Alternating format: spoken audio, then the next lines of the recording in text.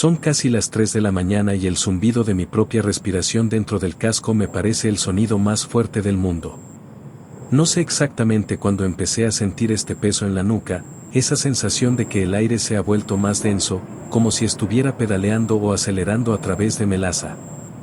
Llevo 3 años trabajando como repartidor en la Ciudad de México y sus alrededores, y creía que ya conocía todos los trucos de la noche. El frío que se te mete por las rodillas a pesar de las mallas térmicas, el olor a gasolina y a alcantarilla húmeda, el silencio irreal de las colonias que de día son un caos y de noche parecen cementerios de concreto.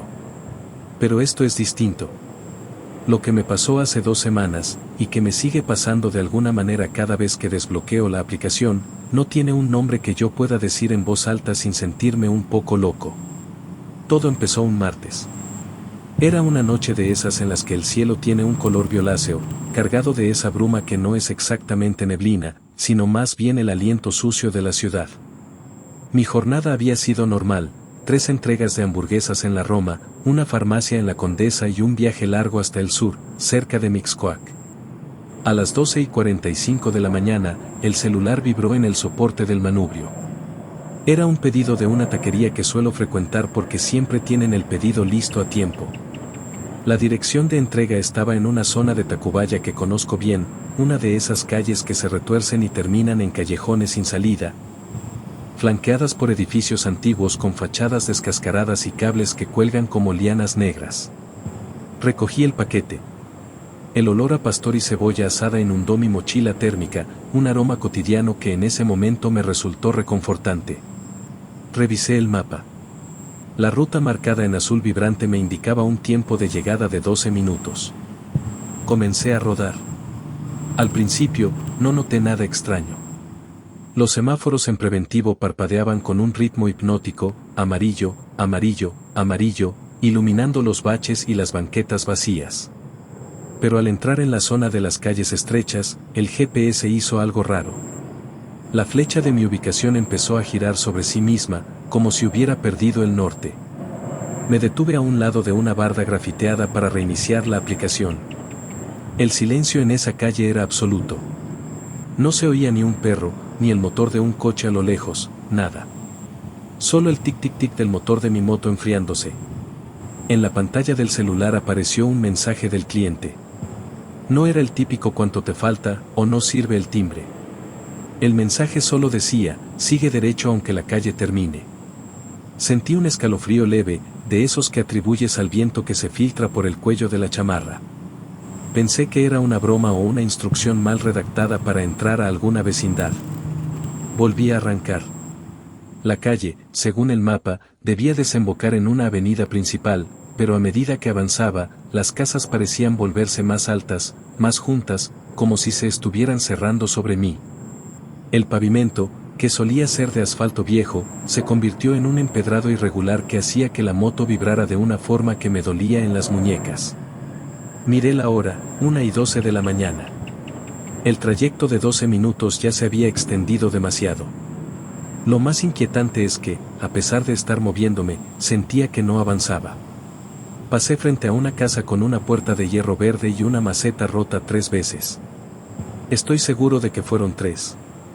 La primera vez pensé que era una coincidencia, que todas las casas de esa zona se parecían. La segunda vez me fijé en la forma de la grieta en la maceta. La tercera vez, me detuve en seco. Mi corazón empezó a golpear contra mis costillas con una fuerza que me dificultaba respirar. Apagué el motor. El silencio regresó, pero esta vez se sentía pesado, como si hubiera alguien parado justo detrás de mí, respirando en mi nuca sin hacer ruido. Saqué el celular para cancelar el pedido, harto de la situación, convencido de que era una falla del sistema o una alucinación por el cansancio. Pero la aplicación no me dejaba. La pantalla estaba congelada en la imagen del mapa, y la flecha de mi ubicación ahora estaba en medio de un espacio gris, sin nombres de calles, sin referencias. De pronto, llegó otro mensaje, ya casi llegas, ya te veo. Se me erizó la piel. Miré hacia todas las ventanas de la calle. Todas estaban oscuras, cerradas, muertas. No había nadie afuera. No había ojos detrás de los vidrios. Sin embargo, la sensación de ser observado era tan física que sentí un picor en la espalda, justo entre los omóplatos. Decidí dar la vuelta y salir de ahí por donde vine, pero al girar la moto, la calle detrás de mí no era la que recordaba. Había un muro de ladrillos grises donde antes estaba el camino. No era un muro nuevo, se veía viejo, cubierto de musgo seco y manchas de humedad, como si hubiera estado ahí desde siempre. Me quedé helado. Mi mente buscaba desesperadamente una explicación lógica. Quizá me metí por el lado equivocado, quizá el cansancio me está jugando una mala pasada, quizá estoy en un sueño lúcido. Me pellizqué el antebrazo, con fuerza, hasta que me salió un moretón. Dolía. Estaba despierto. El celular vibró de nuevo. La luz de la pantalla me deslumbró. Toca la puerta de madera negra, la que no tiene número. Miré hacia adelante. A unos pocos metros, apareció una puerta que juraría que no estaba ahí un segundo antes. Era de una madera oscura, casi carbonizada, con vetas profundas que parecían cicatrices. No tenía manija, solo un pequeño orificio donde debería ir la cerradura. Mis manos temblaban tanto que me costó bajarme de la moto y poner el parador. El olor a comida de mi mochila ahora se sentía podrido, como si la carne se hubiera echado a perder en cuestión de minutos. El hedor era tan fuerte que me daban náuseas. Caminé hacia la puerta. Cada paso pesaba 1 tonelada. El sonido de mis botas sobre el empedrado sonaba hueco, como si debajo de la calle no hubiera tierra, sino un vacío inmenso. No llamé a la puerta. No hizo falta. Antes de que mi mano la tocara, la madera crujió y la puerta se abrió apenas unos centímetros hacia adentro. No había luz del otro lado, solo una negrura absoluta, una oscuridad que parecía absorber la luz de mi celular. No salió nadie. Nadie me habló. Solo se percibía un aire gélido que salía de la casa, un frío que olía a tierra mojada y a algo metálico, como la sangre. Dejé el paquete en el suelo, junto al umbral. Mis instintos me gritaban que corriera, que dejara la moto, que desapareciera de ahí. Pero mis piernas se sentían de plomo. Al inclinarme para soltar la bolsa, pude ver un poco más hacia el interior por la rendija de la puerta. No había muebles, no había paredes. Solo parecía haber un pasillo infinito hecho de la misma madera oscura, y al fondo, algo que se movía con una lentitud insoportable. No era una persona, o al menos no una que yo pudiera reconocer como tal. Era una sombra más densa que el resto, una silueta que parecía estar estirándose, cambiando de forma, acercándose sin hacer ruido. Me incorporé de un salto y retrocedí, tropezando con mi propia moto. No miré atrás. Encendí el motor con un arranque de adrenalina que me quemaba la garganta. De alguna manera, la calle que antes estaba cerrada ahora parecía abrirse en un callejón estrecho que no había visto. Aceleré a fondo, sin importarme si golpeaba el chasis contra las piedras. Manejé sin rumbo por lo que parecieron horas, girando en cada esquina, buscando desesperadamente una luz conocida, un Oxxo, una patrulla, cualquier signo de la civilización que yo entendía como real. Finalmente, las calles empezaron a ensancharse. Reconocí el puente de Periférico. El ruido de los pocos coches que circulan a esa hora me devolvió el alma al cuerpo. Me detuve en una gasolinera iluminada con esa luz blanca, estéril, que nunca me había parecido tan hermosa. Me quité el casco y vomité a un lado de la bomba de gasolina. El despachador se me acercó, con esa cara de indiferencia que tienen todos los que trabajan de noche, y me preguntó si estaba bien. No pude contestar. Solo asentí con la cabeza mientras limpiaba mi boca con la manga de la chamarra. Saqué el celular para marcar el pedido como entregado, solo para sacármelo de encima. Pero cuando abrí la aplicación, me quedé sin aire. No había registro de ese pedido. No había historial de la última hora. Según el contador de la app, mi última entrega había sido a las 12:30 de la mañana en Mixcoac, y desde entonces no había aceptado nada más. Mi saldo no había aumentado. Miré mi mochila térmica, todavía abierta. Estaba vacía, pero el fondo estaba manchado con un líquido negro y viscoso que no se parecía en nada a la salsa de los tacos. Regresé a mi casa, una pequeña habitación que rento en la colonia Guerrero. No pude dormir. Cada vez que cerraba los ojos, veía la puerta de madera negra y esa sombra que se estiraba en el pasillo infinito. Me convencí de que había sido un episodio de psicosis por estrés, algo relacionado con la falta de sueño y la contaminación. Al día siguiente, intenté buscar la calle en Google Maps. Busqué cada rincón de Tacubaya, cada callejón, cada barda. No existe. No hay ninguna calle empedrada que termine en un muro de ladrillos en esa zona. Sin embargo, lo peor no es la duda de si ocurrió o no. Lo peor empezó 3 días después. Ahora, cada vez que salgo a repartir de noche, el celular empieza a comportarse de forma extraña cuando paso por zonas solitarias. Me llegan notificaciones de entregas con direcciones que no aparecen en el mapa, o con nombres de clientes que son fechas, 14 de marzo, 22 de noviembre, 6 de enero. A veces, el GPS intenta desviarme por calles que no conozco, marcando rutas que parecen laberintos. Anoche, mientras esperaba un pedido de pizza en una plaza comercial, recibí una foto por el chat de la aplicación. No era una foto de un comprobante de domicilio o de una fachada. Era una foto de mi espalda, tomada desde unos pocos metros de distancia, mientras yo estaba sentado en mi moto esperando el semáforo. En la foto se ve claramente mi mochila, mi casco con la calcomanía de la calavera y el número de mi placa. Y detrás de mí, en el reflejo de un cristal, se alcanza a ver una sombra alta, demasiado delgada, con extremidades que no parecen tener articulaciones normales. He dejado de trabajar después de las 10 de la noche, pero el dinero no alcanza y la necesidad me obliga a estirar las horas. Cada vez que acepto un pedido nuevo, siento que estoy jugando a la ruleta rusa. Hace poco, el celular vibró y la pantalla mostró un mensaje que no venía de ninguna aplicación. Era un texto simple, sin remitente: te dejaste la mochila abierta. Bajé la vista a la mochila que tengo a mis pies mientras escribo esto, y aunque juraría que cerré los cierres antes de subir a mi cuarto, el compartimento principal está abierto de par en par. Hay un olor a tierra mojada que invade mi cuarto ahora mismo. No ha llovido en una semana.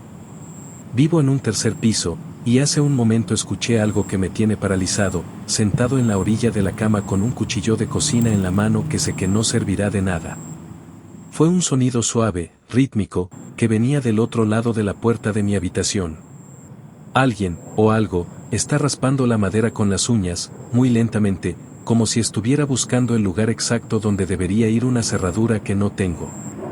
No me atrevo a mirar por la mirilla. No quiero saber si la puerta de mi cuarto se ha convertido en madera negra. Solo puedo quedarme aquí, viendo cómo la luz de mi celular parpadea con una nueva notificación de pedido. La dirección de entrega es mi propio número de cuarto. El cliente no tiene nombre, pero en el espacio de las instrucciones de entrega dice: no te tardes, ya estoy adentro. A veces pienso que la ciudad tiene capas. Lugares que no están en los mapas y personas que no son personas, que se alimentan de la soledad de los que recorremos las calles cuando todos los demás duermen. No sé qué entregué esa noche, ni a quién, pero siento que me traje algo conmigo, algo que se quedó pegado a mi sombra y que ahora reclama su lugar. El raspadito en la puerta se ha detenido, pero ahora escucho una respiración pesada, húmeda, que viene de debajo de mi cama. No quiero bajar los pies. No quiero que amanezca, porque tengo miedo de que, cuando salga el sol, yo ya no esté en este mundo, sino del otro lado de esa puerta de madera, en ese pasillo donde la oscuridad nunca termina. Lo más aterrador es que mi celular acaba de marcar el pedido como entregado con éxito, y yo ni siquiera me he movido de aquí. Nunca he contado esto en voz alta. Lo pienso, lo repito en mi cabeza como si al decirlo otra vez cambiara algo, pero la sensación se queda igual de pegajosa, como la humedad en la gorra después de un turno de madrugada. Trabajo repartiendo por las noches desde hace 3 años. Empecé por necesidad, por la lana que paga la app cuando cierras 20 pedidos seguidos y por la libertad de no depender del jefe. Aprendes las calles como se aprenden los pliegues de una mano, te sabes las curvas, los atajos, los semáforos que siempre se tardan y las esquinas donde los perros ladran como si tuvieran propósitos. La noche en que todo comenzó a cambiar era miércoles, 18 de noviembre, recuerdo la fecha porque ese día me había tocado la ruta larga, cerré a las 21:50, el cielo estaba pesado, rumor de lluvia en el ambiente. Salí con la mochila térmica y el casco que ya tiene las pegatinas partidas por los golpes. La app me dio el primer pedido a las 22:03, la dirección era una casa en una colonia que no me es desconocida, pero tampoco me es cercana. La lluvia comenzó a caer fina cuando pasé por la avenida principal, la luz amarilla de los postes hacía que todo pareciera sudado. El tráfico era poco, la radio en mi casco funcionaba con ruido estático y en la pantalla del celular el mapa iba clavando puntitos verdes cada vez que aceptaba un pedido. Los primeros 3 pedidos fueron normales. Entregas en departamentos donde siempre hay alguien con prisa y olor a comida, bolsas que pesan de más por la cerveza, escalones que conoces como si fueran tuyos porque los subes y bajas todas las noches. A las 23:17 me avisaron de un pedido con prioridad. La dirección quedó fija en una calle secundaria, callejón sin salida, número 17. Llegué y toqué el portón de hierro, no respondió nadie. Esperé 3 minutos. Di vuelta alrededor del auto estacionado en la banqueta, revisé el nombre en la app, tomé una foto de la puerta como indica el protocolo. La puerta estaba cerrada, no había luz. En la app el estatus quedó como entregado porque la foto se subió y el tiempo pasó. Sentí fastidio, algo de vergüenza tonta por perder el tiempo, y me fui.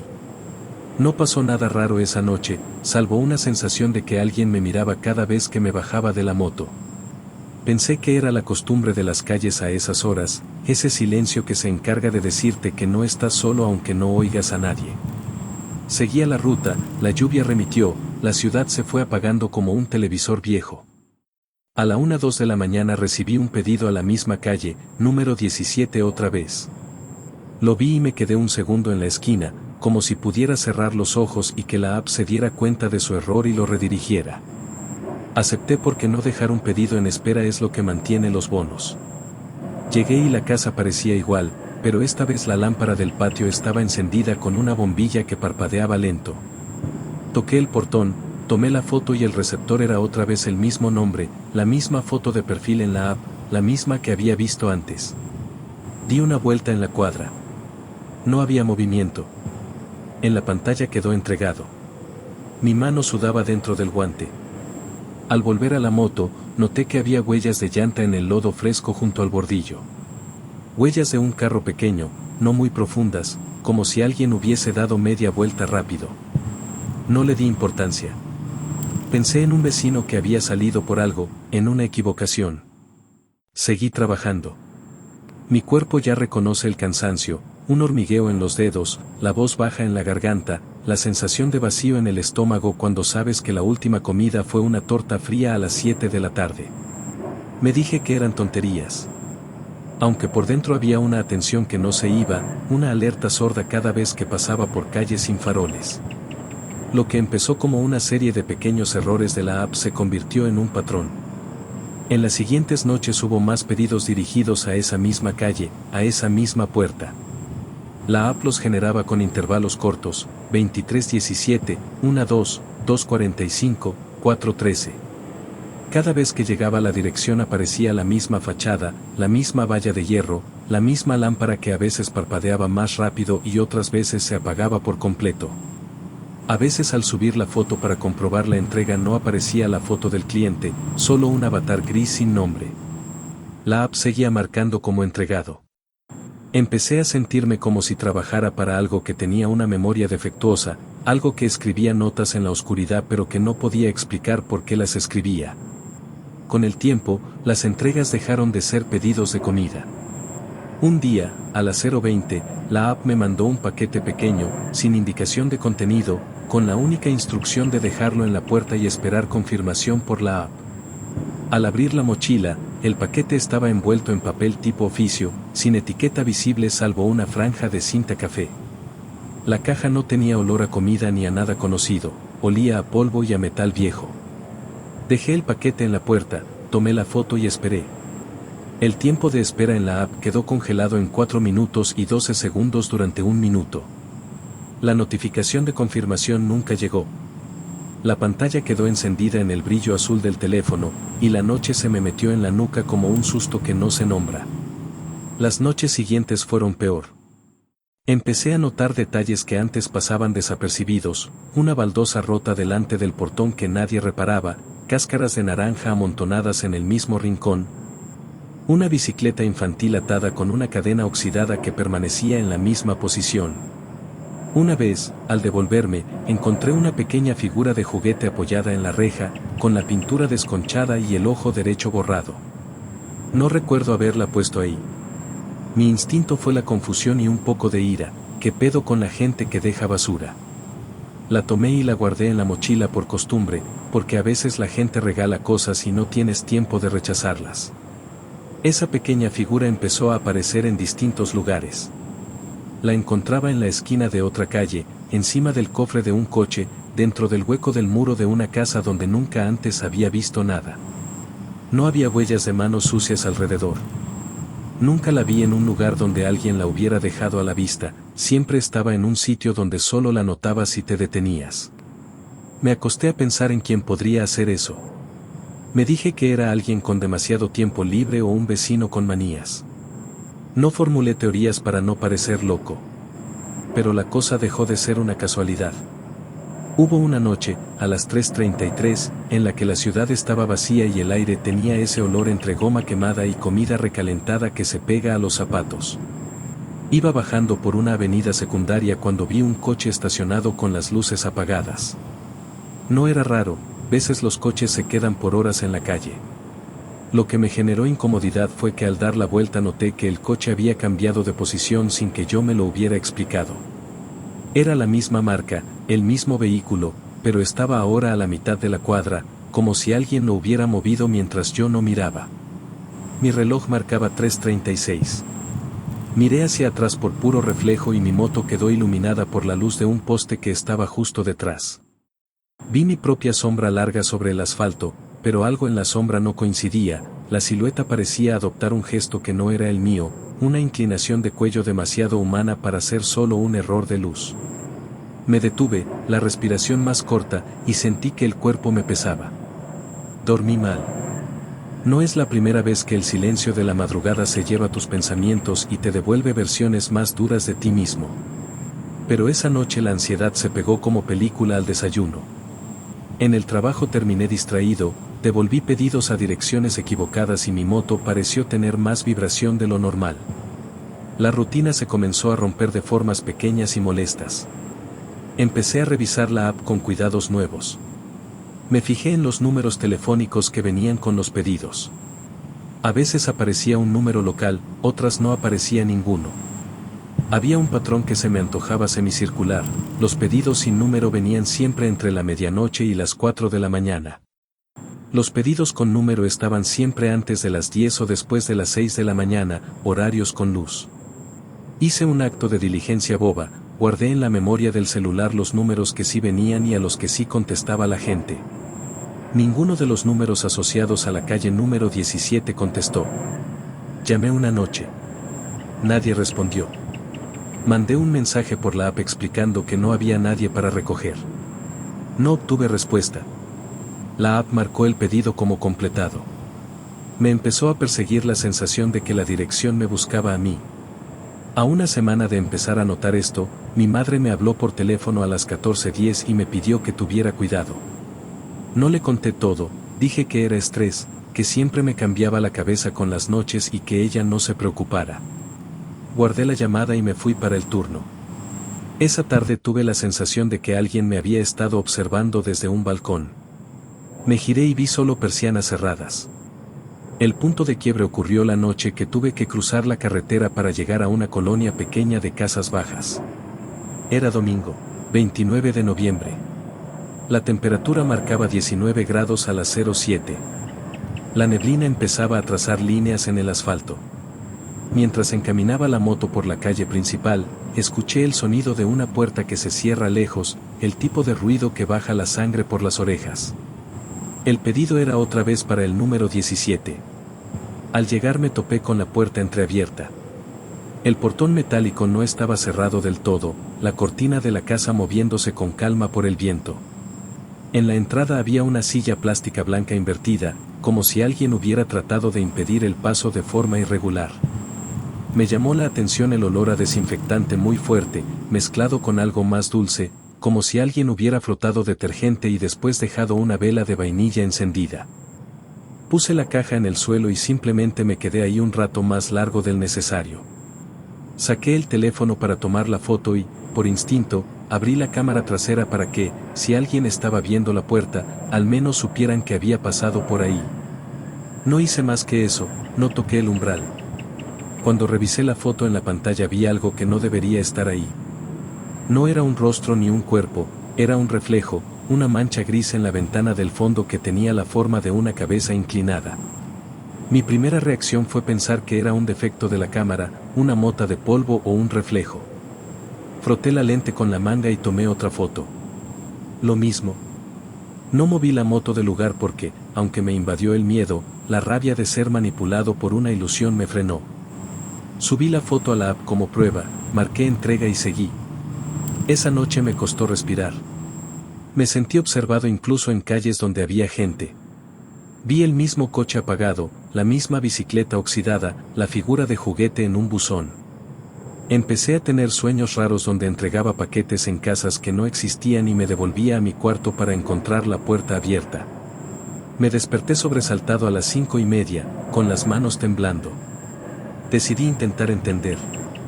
Revisé las fotos antiguas que había tomado en esa calle. Había tomas de puertas, ventanas, sombras. En todas, si las miraba con la paciencia de alguien que busca una coincidencia, aparecía algo pequeño y casi imperceptible, la misma mancha gris en un rincón del vidrio, un movimiento en el fondo que no debía estar ahí. Empecé a sospechar que alguien me veía, que había formado parte de un juego que yo no había pedido.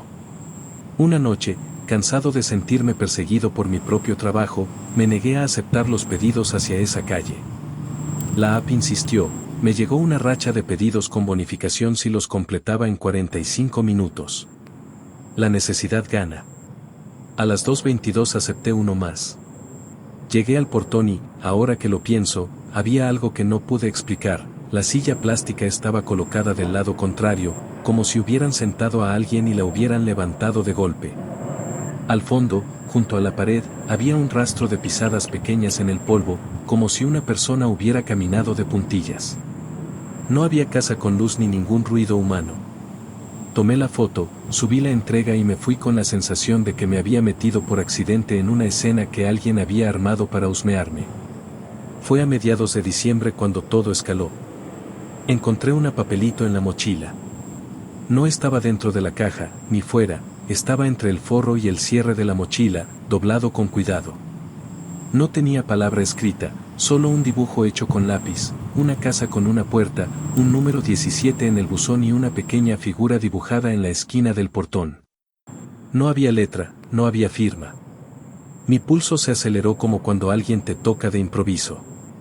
Revisé la cámara de la moto, revisé el casco, repasé cada movimiento de la noche. No supe cuándo había metido el papel en la mochila. Me lo guardé en el bolsillo del pantalón y a partir de ahí la sensación de invasión se volvió física, como si alguien hubiera pasado por mi casa y hubiera mirado dentro de la nevera sin pedir permiso. Comencé a mirar por la mirilla de mi puerta 2 o 3 veces antes de salir, como si hubiera aprendido a esperar intrusos desde lo cotidiano. Busqué a colegas.